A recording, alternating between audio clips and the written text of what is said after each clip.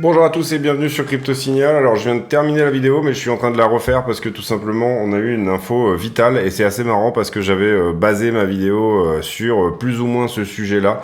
Donc du coup je vais vous expliquer tout ça dans le détail. Il s'agit de Genesis qui aurait vraisemblablement arrêté les retraits clients et en raison de son exposition à FTX et vous allez voir pourquoi c'est important. On passe en partage d'écran. Vous voyez que sur cette info qui est sortie il y a quelques temps. Pour le moment, le prix ne réagit pas plus que ça.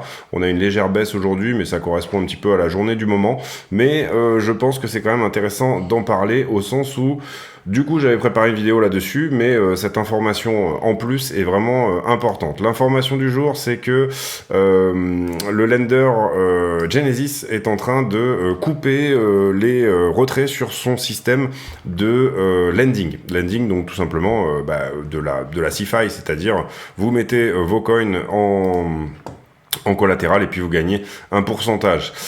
Pourquoi c'est important? Parce que déjà la plateforme Gemini Earn était complètement liée à Genesis pour faire leur retrait, etc. Gemini c'est la firme des frères Winklevoss et donc du coup ils ont dit bah nous si Genesis fonctionne pas bah du coup on pose également nos retraits puisque c'est notre partenaire par rapport à tout ce qui est retrait.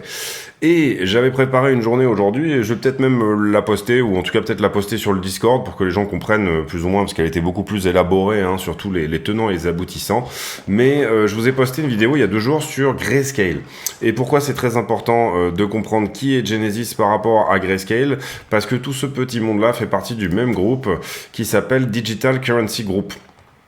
Et en gros, vous avez ici toutes les boîtes on va dire importantes qui font partie de Digital Currency Group, qui avait été créé à l'époque par Barry Silbert, qui est un des mecs assez early, on va dire, sur la crypto, qui est rentré en 2012-2013 et qui a créé Genesis, qui est un market maker, un lender et qui offre aussi des entrées over the counter, c'est-à-dire OTC. Mais il faut comprendre ici que les principaux clients de Genesis, ça va être quand même plutôt des institutions. Donc du coup, attention à ça parce que ça veut dire exposition assez importante de la part des institutions. La deuxième chose qu'il faut comprendre, c'est que Genesis, c'est une société qui est une société sœur, une société sœur de Grayscale. Donc Grayscale n'a pas voulu remettre au pot ici pour Genesis. Genesis avait été fortement exposé sur Three Arrows Capital. Ils avaient perdu à peu près 1 milliard dans ces moments-là. Grayscale avait remis le milliard en question. Enfin, en tout cas, Digital Currency Group avait remis au pot à ce moment-là.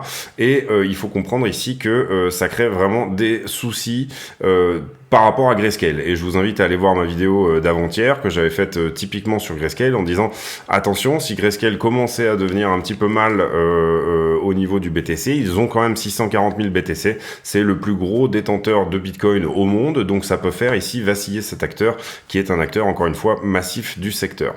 On sait également que Grayscale couche un petit peu avec Coinbase au sens où du coup ils ont des intérêts communs, à savoir que Grayscale achète tout OTC chez Coinbase, mais également que ils ont été des investisseurs très très tôt dans Coinbase. Donc ça peut mettre ici d'une certaine manière Coinbase, soit s'ils vendent leurs actions ou ce genre de choses. Bon là j'imagine qu'autour des $50, ça peut ici poser un problème pour Coinbase, mais c'est pas forcément un problème pour Grayscale puisque ils ont dû, je pense, à un moment donné, assez fortement en bénéficier, puisqu'ils étaient rentrés encore une fois extrêmement tôt dessus. Cependant, là où c'est relativement pas drôle, mais c'est un petit peu ici, il y a quand même ici quelque chose d'intéressant, c'est que c'est Coindesk qui avait sorti l'info sur FTX. Et pourquoi Genesis arrête ses retraits? Parce qu'ils ont perdu 140 millions. Ils avaient une exposition à FTX de 140 millions et ils ont perdu à nouveau 140 millions. Et encore une fois, il apparaîtrait que, en tout cas, pour le moment, ils ne veulent pas prendre la responsabilité de cette exposition sur FTX. Donc du coup, ils ont ici arrêté leur retrait. J'ai pas énormément énormément plus d'informations que ça. L'information, elle est sortie il y a une petite heure, mais il va falloir faire attention à ça. Là où c'est marrant, effectivement, c'est que c'est une de leurs sociétés sœurs, Coindesk, qui a développé la news comme quoi FTX était potentiellement ici trop exposé au STT, ce sur quoi Binance avait finalement rebondi en disant à ce moment-là on va vendre nos FTT. Donc je trouve que c'est relativement intéressant. Là où on retrouve également des liens, on retrouve des liens ici avec une autre entreprise qui s'appelle BlackRock, dont j'ai fait une vidéo également dessus, qui est le plus gros gestionnaire d'actifs plus ou moins au monde, et qui a fait son entrée très tard dans la crypto, il y a de ça un an globalement, petit à petit. Donc ils ont créé des ETF crypto, et ils ont également créé un partenariat avec Coinbase Prime. Coinbase Prime qui est plus ou moins l'entrée des institutionnels sur Coinbase, et qui est la plateforme pour les institutionnels pour pouvoir acheter du Bitcoin. Encore une fois, là, quand je parle d'institutionnels, je parle des très grosses entreprises, etc. Ils ont fourni ce service BlackRock de Aladdin, qui est une intelligence artificielle, un espèce de méga ordinateur énorme qui fait plus ou moins la pluie et le beau temps sur la finance mondiale. Et donc du coup, il y a eu un partenariat ici entre Coinbase et BlackRock de ce côté-là. On va aussi voir ici que BlackRock était fortement exposé sur FTX. Fortement non, qu'ils étaient exposés sur FTX à hauteur de 1,80% du capital. Donc on peut supposer ici qu'ils ont perdu quelque chose comme 250 millions de dollars dans l'histoire. Et puis on a aussi un autre fonds d'investissement qui s'appelle Sequoia, qui eux ont perdu à peu près 214 millions de dollars dans cette histoire. Donc je vous disais, bon, c'est des dominos qui tombent les uns après les autres. Le gros problème ici pour moi, c'est que alors, pour BlackRock, on peut estimer que pour eux, c'est une goutte d'eau. Vraiment, cette perte sur FTX est relativement, vraiment, on va dire, indolore. Pour Sequoia, même chose, ça correspond à 3% d'un fonds qu'ils avaient mis par rapport à des retraites, etc. C'est vraiment pas quelque chose qui va vraiment les mettre à mal. La grande question qu'on peut se poser, c'est est-ce que c'est les 140 millions de trop pour Grayscale ? Grayscale possède des BTC. Et encore une fois, là, je parle de Digital Currency Group, donc qui est la maison mère qui possède Grayscale, Genesis et Coindesk, encore une fois. Grayscale a 640 000 BTC. Pourquoi ne pas ici vendre quelques centaines de millions ? Parce que c'est pas à eux en fait, c'est pas leur BTC réellement. C'est plus ici, Grayscale est plutôt un fonds. Ils peuvent décider de le gérer plus ou moins comme ils veulent. Mais si on en arrivait à dissoudre le trust en fait du GBTC, si vraiment réellement Digital Currency Group était ici dans un vrai problème de liquidité, eh bien il se pourrait soit qu'ils décident d'en vendre une petite partie, donc du coup de faire remonter le premium. Vous le voyez ici que le prix de l'action, si jamais on diminue le holding par action, eh bien ils pourraient décider de vendre du BTC au marché pour du coup rejoindre et revendre ici une partie de leurs assets pour pouvoir apporter la liquidité nécessaire pour sauver Genesis, ou alors ils pourraient décider de ne pas le faire, ou alors ils pourraient tout simplement ici potentiellement dissoudre le fonds dans son ensemble. Dissoudre le fonds, ça veut dire rembourser tout le monde sur la base du market price, mais en tout cas pas forcément ici nécessairement rembourser les gens qui sont rentrés avec encore une fois un discount. Je dis pas que Grayscale est nécessairement ici vraiment exposé sur cette histoire, mais je trouve curieux que Genesis qu'ils arrêtent leur retrait. Je trouve curieux à l'instant T que il n'est pas, étant donné que la maison mère n'est pas le cash pour renflouer ces 140 millions de dollars d'exposition à FTX. On voit ici que effectivement, on est peut-être sur des gens qui ont des assets très peu liquides et que du coup, il n'y a pas le cash suffisant pour éventuellement faire face à ce type d'événements, de signes noirs comme la chute de FTX. Mais je trouve que c'est extrêmement intéressant. Là où j'avais axé ma vidéo précédente, c'était donc je ne savais pas que Genesis avait arrêté leur retrait, mais j'avais axé la vidéo moi plus sur la bataille pour le nouveau stablecoin, c'est-à-dire qu'on avait pour moi BlackRock d'un côté, c'est avec Coinbase qui ont créé le Circle, donc l'USDC. On avait Tether de l'autre, et pour moi on avait le grand dissident dernièrement qui est Binance, c'est-à-dire que Binance a supprimé les paires en USD et en Tether, en USDC et en Tether sur sa plateforme, et désormais elle est l'heureuse c'est l'euro fournisseur du BUSD qui est en train de prendre des parts de marché. Vous le voyez ici, 23 milliards. Donc globalement, on a l'USDC qui perd un petit peu de perte de vitesse par rapport à Tether. Tether a un petit peu repris. Dernièrement, il y a eu un dépeg sur Tether, c'est-à-dire que Tether a été attaqué et ils ont perdu ici quelques centimes. Et donc du coup, il y a eu une petite sortie des fonds de Tether par rapport à l'USDC. Donc vous le voyez ici, c'est plutôt l'USDC et le Binance USD qui en ont bénéficié, c'est-à-dire que les gens ont swappé plus ou moins leur Tether sur ce dépeg en USDC et en Binance USD.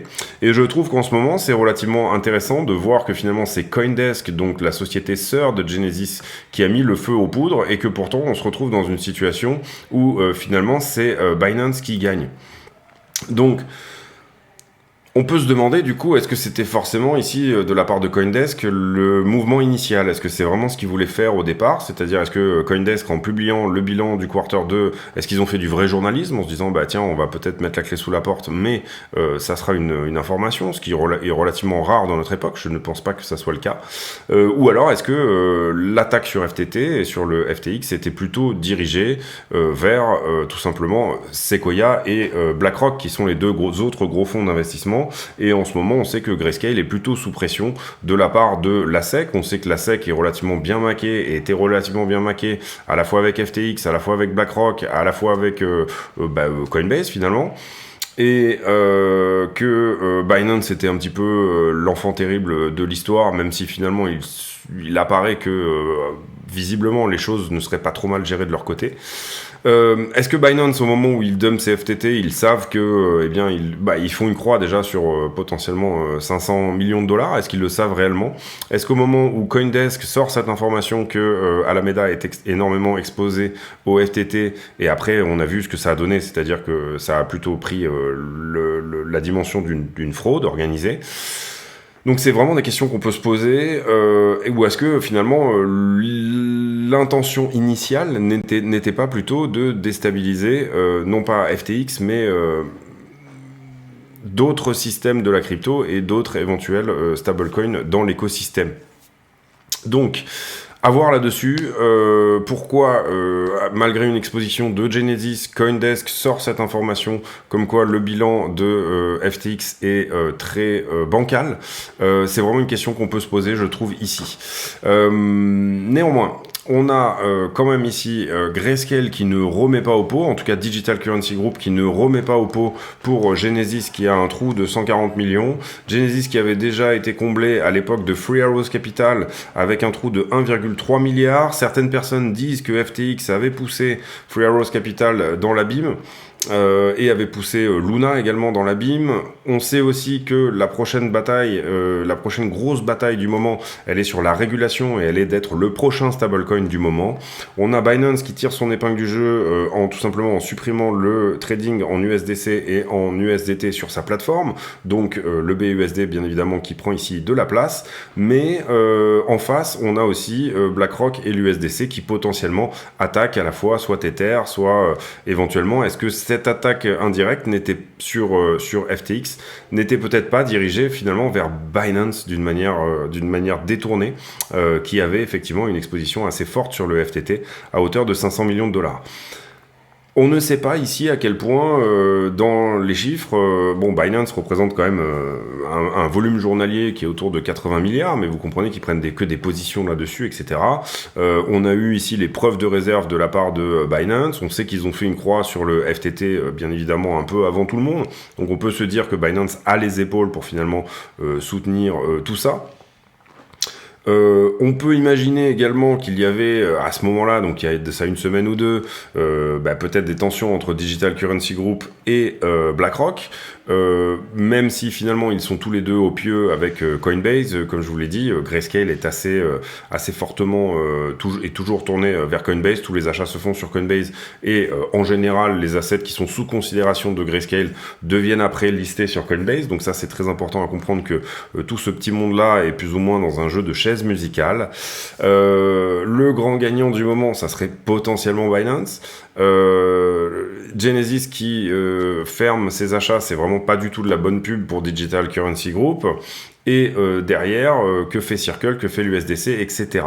Pour moi, la prochaine grosse bataille, comme je vous l'ai dit, elle est sur qui sera le prochain gros stablecoin en dollars. Et en fait, la prochaine grosse bataille, elle correspond à dire, est-ce que la crypto va mettre à mal le monde du pétrodollar ou est-ce qu'elle va le renforcer?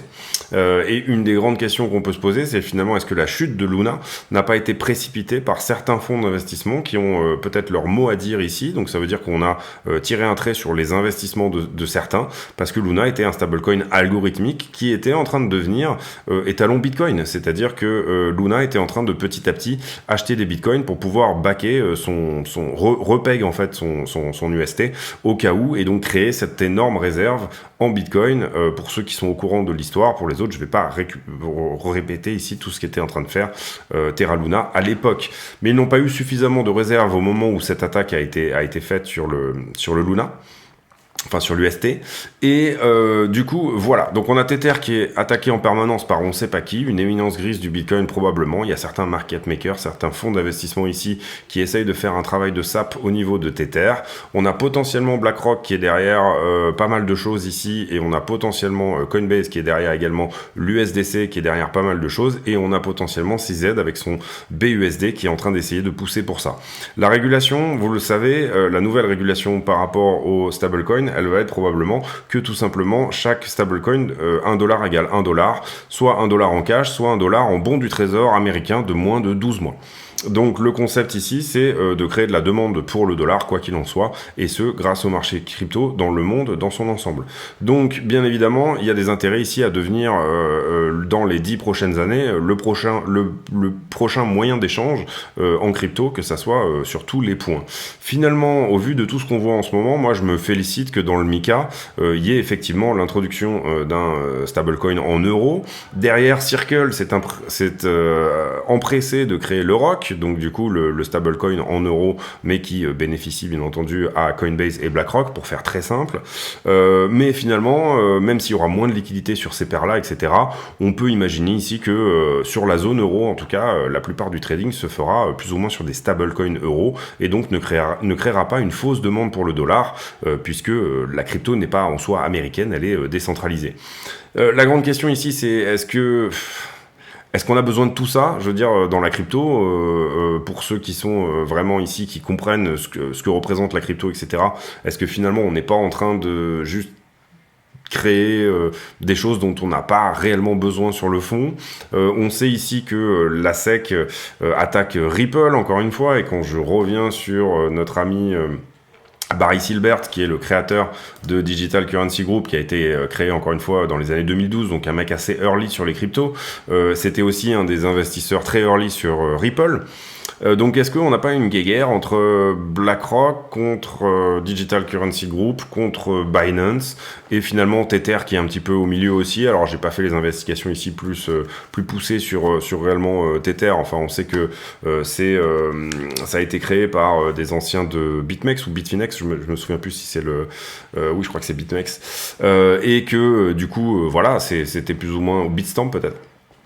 Je sais plus, j'ai un trou, mais où du coup on a ici des énormes intérêts à être le prochain très gros stablecoin, et que finalement tout le monde se tire à vue. Moi ça me fait penser un petit peu aussi à cette vidéo qu'on avait eue sur cette vidéo, le film Reservoir Dogs, où tout le monde a un flingue et en fait tout le monde tire en même temps, et ça fait tomber la plupart des gens. Ce dont vous pouvez être sûr, c'est qu'à la fin il restera BlackRock, parce que du coup ils ont les épaules pour pouvoir le faire, et surtout ils ont les soutiens, bien entendu, ils ont des soutiens énormes.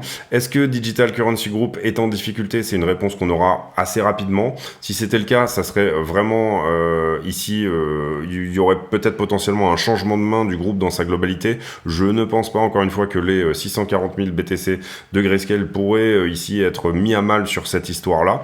En tout cas, comprenez bien que si c'était le cas, 640 000 BTC, ça fait 4% de la supply. Et étant donné la liquidité en ce moment du marché, c'est-à-dire que tous les stablecoins, tous les coins sont sortis des exchanges et tout le monde a peur d'être sur les exchanges, comprenez que si on devait vendre beaucoup de BTC d'un coup, ça ferait chuter énormément le prix. Comprenez qu'il y a des deals OTC qui doivent se faire, donc over the counter, ils vont peut-être se faire via justement Genesis ou Grayscale. Ça paraît bizarre que Genesis n'ait pas vendu quelques-uns, encore une fois, n'ait pas fait des deals ici OTC pour récupérer le cash suffisant pour pouvoir continuer à effectuer leur plateforme de landing. Donc c'est des choses sur lesquelles on aura, je pense, des informations assez rapidement, mais potentiellement ici, attention à ce type de château de cartes. Je fais vite fait une analyse sur le Bitcoin. On est peut-être ici dans un triangle à voir, ce triangle qui serait une figure de continuation baissière. Donc vous calculez la target d'un triangle comme ceci. Pour l'instant c'est un petit peu tôt pour en parler. Voilà, donc potentiellement encore quelque chose qui nous pointerait vers les 14 000 $. En termes de momentum, en daily il est plutôt bon, encore que, oui là je suis en 4 heures, pardon. En daily il est plutôt bon au sens où on a eu un point d'achat qui s'est confirmé hier. Donc point d'achat daily, un RSI stochastique qui se reprend largement, on a un MACD qui est toujours au pâlissement à la vente, c'est-à-dire qu'il se pâlit là, donc on a peut-être un rapprochement ici entre les deux droites, et puis voilà, d'une manière générale en weekly, on a eu un potentiel retournement en fin de semaine dernière, j'en avais déjà parlé, la VWAP qui ne se rapproche pas du zéro, donc en weekly c'est pas très très joli, bon, sachant que pour l'instant on est juste en train de pâlir à l'achat en weekly, donc voilà, à voir si ce mouvement ici, le fait que ce mouvement se calme va être relativement énorme. Pour moi, je trouve que ici on a une jolie divergence haussière, c'est-à-dire qu'on a un RSI qui monte, mais on a un prix qui descend. Ça souligne un essoufflement des vendeurs en weekly, et ça c'est relativement puissant, mais on peut diverger encore pendant un moment, et on peut encore une fois, diverger quasiment jusqu'aux 12 000 $, que ça ne serait pas trop un problème. Ce qu'on attendra réellement, c'est la cassure ici de cette trend weekly. Malheureusement, on était passé au-dessus, et puis on a reclôturé en fin de semaine sur une clôture vraiment dégueulasse, donc on suit pour l'instant cette trend de baisse au niveau du RSI qui tient désormais depuis le 21 décembre 2020. Donc voilà pour le momentum en weekly. Sur Ethereum.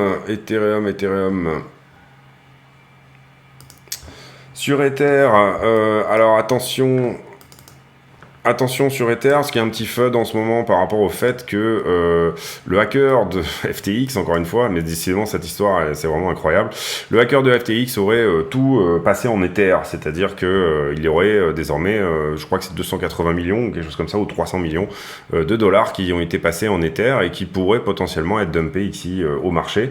C'est-à-dire que le seul moyen finalement pour ce hacker de gagner de l'argent proprement, si encore une fois apparemment ce hack a été fait de manière extrêmement amateur, puisqu'il a payé ses frais de transaction avec des Tron qu'il avait depuis Kraken, et visiblement il aurait payé avec donc un compte qui avait un KYC, donc il aurait donné son identité finalement en faisant cette transaction là, ce qui est relativement dommage pour un hacker, mais si c'est pas un faux KYC, etc., et ben il se pourrait, ou en tout cas derrière, parce qu'il se peut que ça soit un faux KYC également, eh bien il se pourrait que toute cette histoire soit un petit peu un FUD sur Ethereum, au sens où on a 300 millions de dollars qui pourraient être joués à la baisse.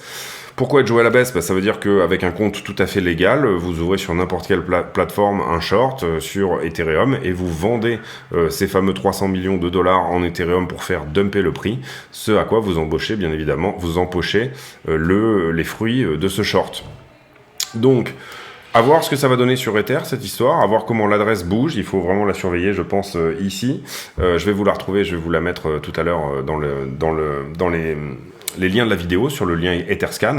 Et puis, voilà, donc ce petit FUD sur Ether qui fait que Ether, en ce moment, est un petit peu en train de sous-performer Bitcoin, bien entendu. On surveillera bien qu'Ether garde bien cette ligne ici, c'est-à-dire ne perde pas les 1000 $. Pour moi, c'est vraiment très important. On a ici des targets sur notamment des épaules tête-épaule qui pourraient nous emmener aux 1000 $, justement, je crois, oui, 971, donc un nouveau retest finalement de ce plus bas au 875, quelque chose par ici. Personnellement, je serais plutôt ici sur une figure de continuation pour le moment sur Ether. En tout cas, j'ai rien qui me dit que ceci n'est pas un flag et une figure de continuation. À voir vraiment, parce que ces espèces de redondances très arrondies comme ça, moi je préfère avoir des choses beaucoup plus stridentes. Néanmoins, pour le moment, voilà, si ça ressemble plus à un double sommet, à ce moment-là, la target, elle va se trouver plutôt ici vers les 1100 $. Et puis voilà, on va voir déjà si Ether commence par tenir cette petite traîne ici. Vous voyez ces 3 points dorénavant qu'on pourrait imaginer être quelque chose. Pour moi, c'est très important de repasser au-dessus des 1266 sur Ethereum. Attention sur Ethereum aussi, puisque on a avait en daily un point d'achat hier et aujourd'hui il est en train de se transformer en point de vente. On a par contre un MACD qui semble dire les mêmes choses que Bitcoin, enfin dans l'ensemble. Donc on surveillera bien ici que Ether fait son mouvement haussier avant ce soir pour ne pas nous donner effectivement quelque chose qui soit dans la zone des 1000 $ ou en dessous. Donc attention à ce FUD sur Ether, j'en ai parlé par rapport au hack de FTX, on va pas trop rentrer dans le sujet ici non plus, on va désormais aller faire, on va passer les news, puisque pour moi la news c'est Genesis qui arrête ses retraits, et pour moi c'est vraiment une news importante au sens où Genesis fait partie de Digital Currency Group, qui est plus ou moins la plus grosse éminence grise de la crypto à l'heure actuelle.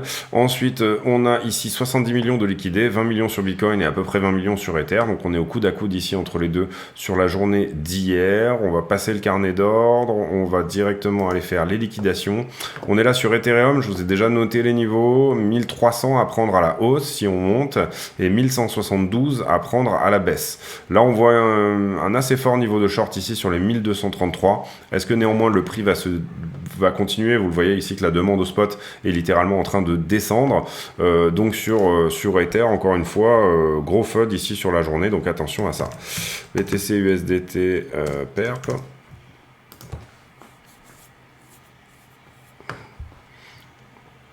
Donc sur BTC, pareil, je vous ai déjà fait les niveaux aussi. Alors sur BTC, on avait pris un niveau qui devait être par ici, là je crois, quand on avait mis du longueur. Voilà. On a pris un niveau, on a nettoyé un niveau là ici en faisant ce petit mouvement. Et dorénavant, on a de la liquidité ici au 17 000 au-dessus. Et on a une assez forte liquidité pour moi au 15 500. Donc 15 500, c'est-à-dire perdre 1000 $ ici sur ce FUD là, encore une fois avec une demande au spot qui diminue, pourrait être potentiellement ici un très bon point pour repartir éventuellement. Moi mon prochain point d'achat il est au 15,3. Donc si c'est touché, tant mieux. Si c'est pas touché, tant pis. On va ici regarder les poches de liquidité. Hop, j'en profite pour vous dire de pas hésiter à vous abonner, activer la cloche de notification, venir nous rejoindre sur le Discord, dont le lien est en description de la vidéo. Ici, on a assez peu de liquidité finalement, on a re-rentré pas mal de longueur dernièrement, on est bien sur Binance, ouais. Donc sur les 5 derniers jours, on a que, entre guillemets, 460 millions au-dessus, donc Bitcoin qui est plutôt entre les deux, là, avec de la liquidité en haut et de la liquidité en bas. Sur les 5 derniers jours, ça a joué un petit peu dans les deux sens. Sur Ether, on est pour le coup complètement en bas. Vous voyez qu'on est extrêmement shorté sur Ether. C'est plus ou moins ce qu'on pourrait attendre pour un très joli rebond. Néanmoins, 2,36 millions, c'est pas non plus la panacée sur les 5 derniers jours. Par contre, on avait eu pas mal de shorts la semaine dernière, donc ça pourrait pousser éventuellement le prix vers le haut. Quand on regarde la map la heatmap, c'est-à-dire où sont les liquidités, encore c'est une autre manière de voir les choses là ici, depuis les 12 dernières heures sur Bitcoin. On voit que, si ça veut bien charger, on voit que on a eu quand même pas mal de short ici qui a été fait sur Bitcoin, et ce jusqu'au 17 002. On a quand même une zone à prendre ici sous les 16 002, éventuellement en longue. Si le prix décide de suivre le CVD spot, on pourrait imaginer que 16,2 est une bonne target, c'est-à-dire que finalement sur cette news plus ou moins baissière, on commence ici à venir tout doucement venir chercher les 16 002. En revanche, si le prix décide de se retourner en fonction des shorts, on pourrait assez facilement, et je parle que des 12 dernières heures là, aller chercher les 17,2. Quand on regarde la map en 7 jours, la même map, et ben du coup vous voyez que on a plutôt de la zone ici à venir prendre en dessous des 15, hein, donc ça irait plutôt dans le sens d'aller faire un mouvement aux 15 000, et potentiellement on commence à avoir beaucoup de valeur ici qui est stockée sous les 13,4. Donc attention à ça, si le prix décide vraiment d'aller faire son boulot là sur la heatmap 7 jours qui a très bien marché ces derniers temps, et ben du coup on a tellement traîné et latéralisé dans cette zone qu'on a quand même pas mal de longueurs qui sont rentrées dans cette histoire. Si on devait remonter ici, 18,5 serait une première zone, et 20 250, toujours en 7 jours, serait une bonne zone aussi. Par contre, si on regarde là un mois, on est beaucoup plus optimiste parce que là, du coup, on voit que la grosse zone de valeur dorénavant, elle se trouve à 22-23 000. Vous le voyez là ici, toutes les grosses liquidations à prendre. Un énorme short squeeze ici pourrait nous emmener très rapidement vers les 23. Et finalement, le vrai spring, s'il devait en avoir un, pourrait s'arrêter au 15,2. Alors effectivement, on a de la valeur ici au 13,5. Mais vous voyez que toute proportion gardée, quand on regarde en un mois, ça peut être ici quelque chose d'intéressant. Ce qui est intéressant, c'est surtout qu'on avait toute cette valeur là qui a été nettoyée dorénavant, et vous voyez que le jaune il ne se trouve que à partir des 21,5. Donc reprendre ici ce top va devenir bientôt une priorité pour le marché. Et ce d'autant plus que, vous le comprenez, finalement, on est ici dans une zone où, oui, on a l'impression en petite time frame qu'il y a énormément de longueur, mais finalement en grosse time frame, on a très peu de longueur. Pareil, si je vous le montre, alors 6 mois c'est peut-être gros, mais... Voilà. En 6 mois, vous comprenez ici que tout a été nettoyé, d'accord? En 6 mois, si on prend vraiment la valeur sur 6 mois. Alors, c'est assez rare de garder des shorts en levier ou des longs en levier ouverts pendant 6 mois. Mais si on regarde, là, ici, on était le 20 septembre. Vous comprenez qu'on est en novembre. Donc ça, c'est tout à fait logique que ça puisse rester. Si jamais on est ici en train de regarder des choses qui se passent depuis le 15 août, à moins que ça ne soit pas des shorts de couverture, vous voyez ici qu'on avait quand même short squeezé une partie de l'histoire. Et globalement, bah ici, le prix, il est plus ou moins en train de se libérer de quelque chose. C'est-à-dire que on avait trop de liquidation ici dans les 17,4 dorénavant. Vous voyez que depuis X temps, on avait trop de liquidation. Et là, on est venu désormais faire le boulot. Donc, on est vraiment venu nettoyer toute cette zone-là. Voilà. Donc tout dépend de la time frame que vous regardez encore une fois et de quel est l'œil que vous voulez avoir sur le marché. Voilà, pour moi l'info du jour est vraiment la plus importante, c'est Genesis qui effectivement arrête ses retraits. Genesis encore une fois fait partie d'une très grosse société qui s'appelle Digital Currency Group et qui théoriquement est normalement censé être blindé et pouvoir bail out, pouvoir ici ramener du cash dans ces sociétés filles. Est-ce que l'exposition de Genesis était de plus de 140 millions? On a parlé de 170 millions et visiblement, il a été demandé par Genesis à sa société mère, donc Grayscale Digital Currency Group, de rajouter 140 millions, je crois que ça a été fait.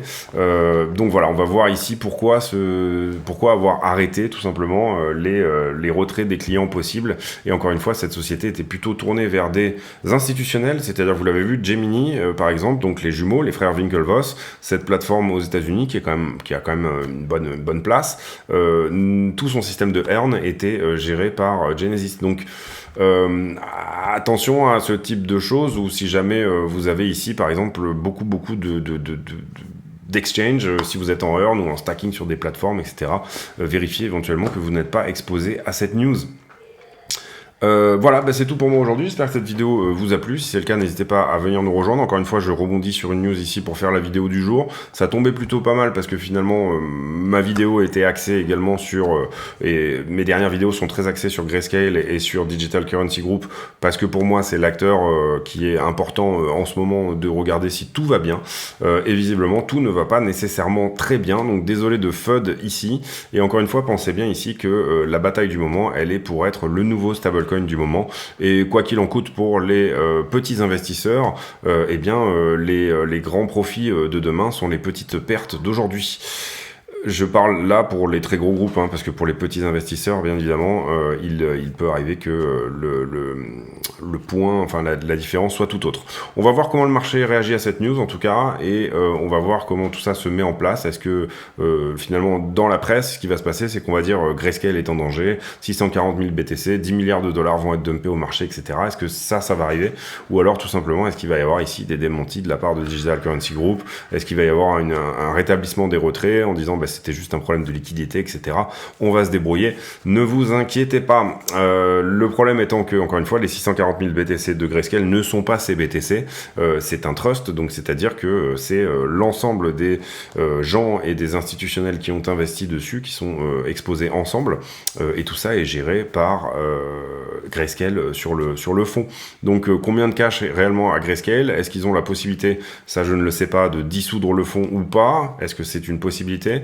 Est-ce qu'ils ont à l'inverse quelque chose qui peut plutôt se montrer comme vendre une partie du fonds, ce qu'ils font d'ailleurs depuis un certain temps quand on regarde la map ici de Grayscale à la vente, les holdings de Grayscale, je pense qu'ils sont par là.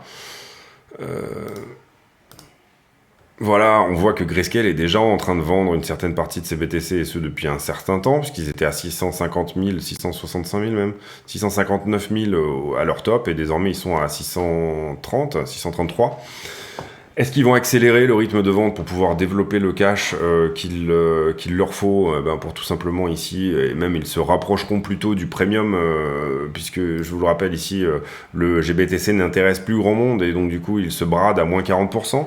Est-ce que tout ça fait partie d'un plan global de la part parce que finalement, si vous faites plier un petit peu le plus gros holder de BTC au monde, ça devient relativement intéressant comme une porte d'entrée pour BlackRock. Peut-être qu'il va y avoir un deal qui va être proposé ici à un moment donné.